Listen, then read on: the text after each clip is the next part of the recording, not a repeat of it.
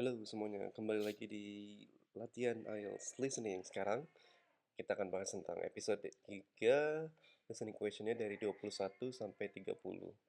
Langsung saja yuk kita latihan IELTS Listening. Part 3. You will hear two veterinary science students called Diana and Tim discussing their work placements and their course modules. First, you have some time to look at questions 21 to 26.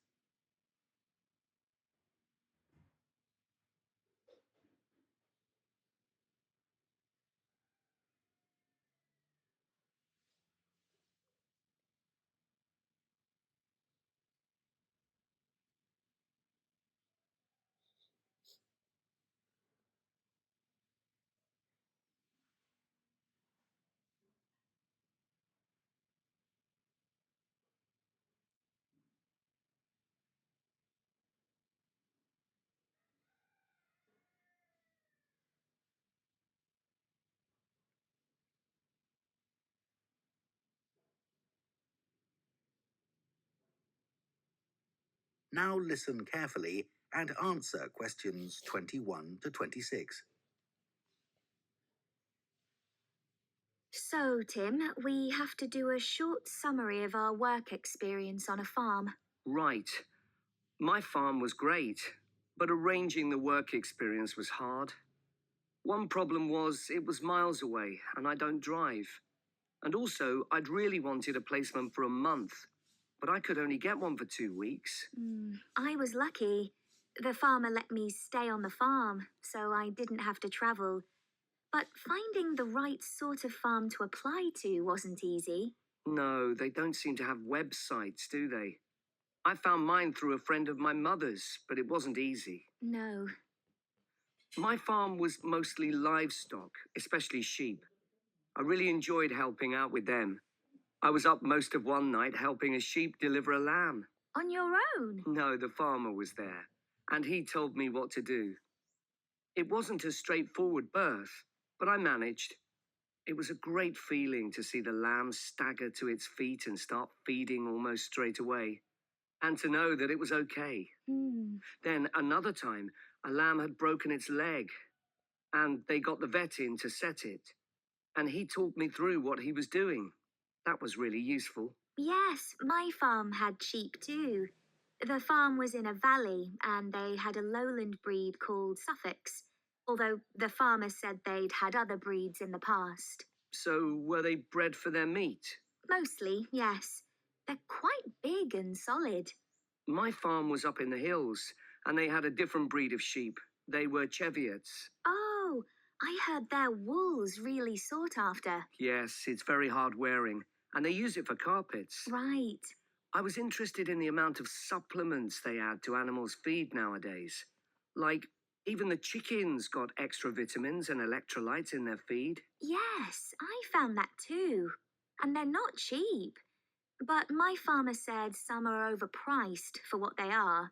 And he didn't give them as a matter of routine, just at times when the chickens seemed to particularly require them. Yes, mine said the same. He said certain breeds of chickens might need more supplements than the others, but the cheap and expensive ones are all basically the same. So, did your farm have any other livestock, Diana? Yes, dairy cows. I made a really embarrassing mistake when I was working in the milk shed. Some cows had been treated with antibiotics, so their milk wasn't suitable for human consumption, and it had to be put in a separate container. But I got mixed up, and I poured some milk from the wrong cow in with the milk for humans, so the whole lot had to be thrown away. The farmer wasn't too happy with me. I asked my farmer how much he depended on the vet to deal with health problems.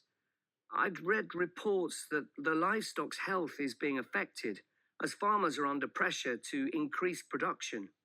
Well, he didn't agree with that, but he said that actually some of the stuff the vets do, like minor operations, he'd be quite capable of doing himself. Yeah, my farmer said the same, but he reckons vet skills are still needed.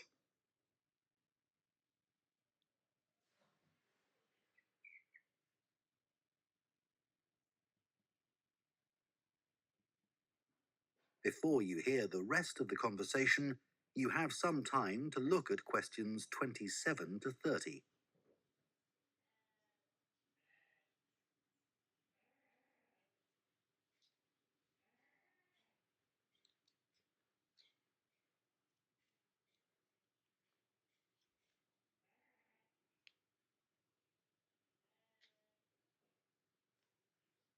Now listen and answer questions 27 to 30. Now we've got to give a bit of feedback about last term's modules. Just short comments, apparently. Shall we do that now? Okay, so medical terminology. Well, my heart sank when I saw that, especially right at the beginning of the course, and I did struggle with it. I thought it'd be hard, but actually, I found it all quite straightforward. What did you think about diet and nutrition? Okay, I suppose. Do you remember what they told us about pet food and the fact that there's such limited checking into whether or not it's contaminated?